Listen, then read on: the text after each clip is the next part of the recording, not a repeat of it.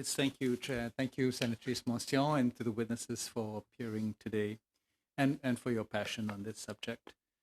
I'm going to build on Senator Belmar's question, and it struck me as I was listening to the responses that there's an explicit objective in your bill, and then there's an implicit one. The explicit one, I support in principle. It's, to think about alternative frameworks for dealing with serious liquidity or indeed insolvency problems at public institutions such as universities, and for us to imagine if an alternative way of sorting out these problems could be conceived.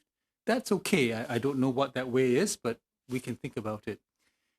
But that explicit objective is conditional on the implicit assumption that has just come out here in the last few minutes, which is that there will be a bailout. There will be a bailout from either the feds or the province, or the feds twisting the province, or the province giving in to pressure, or something like that. If you take out that implicit assumption or belief, then really you're restructuring the explicit goal of a different restructuring model simply finds a different way to inflict pain on the stakeholders. If I can put it in the crudest terms, the CCAA is a very crude way of inflicting pain to solve severe financial difficulties. It has rankings of creditors, and it freezes payments, all of that stuff. So everybody takes a haircut, right? And the courts work out how much of a haircut you take. If you take out the implicit assumption that there will be a bailout, there's still going to have to be a haircut. Somebody's hair is going to be lost. But I don't know that, and here, this is something we could discuss for a long time, like, is there really a better restructuring approach without any bailout money that's going to make people any happier?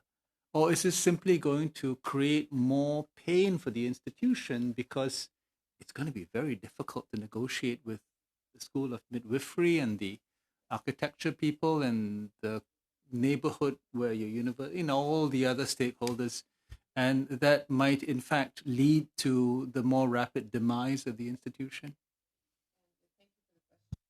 The question of bailout and the structure. The problem, or the challenge, I should say, for universities and for people who are, when they go under the Insolvency Act, is understanding the depth of the problem within the institution and how to solve the problem and how long it can take to solve the problem. Now, it doesn't always have to require bailout money. It could be long-term debt that finances the structural problem that you find within a university. Now, it might be something that is not solved within the next 2 or 3 years. It might take 20 or 25 years for the bailout, and it's not new money that you're going to put into the institution. It is financing that is going to be provided with strict conditions. Now, yes, at some point, difficult decisions are going to be made, but they are going to be made with the full understanding of the situation. What happens when when a university goes under the CCA Act, AA Act? It becomes a process that is done within a very limited amount of people, and the idea is to cut and fix the problem quickly, as opposed to when you look at the whole situation and you find all the dark holes where there are problems, you look at the problem in its entirety. So, and if you look at some of the structural problems that you could possibly have, you might have a problem with a pension fund, which is requiring more money than is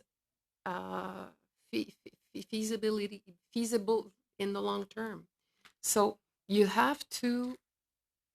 will cut at some point, but you will cut with the people knowing what is going on and with finding other solutions than just getting rid of most of your creditors. And in the case of Laurentian, people are getting 14 to 25 cents or 24 cents out of every dollar. At the end of the day, there's a lot of people people who have lost money here, as opposed to a longer term financial restructuring. You could possibly have people getting 50 cents out of the dollar instead of what they're getting right now. F for universities is what you want in a way. Thank you.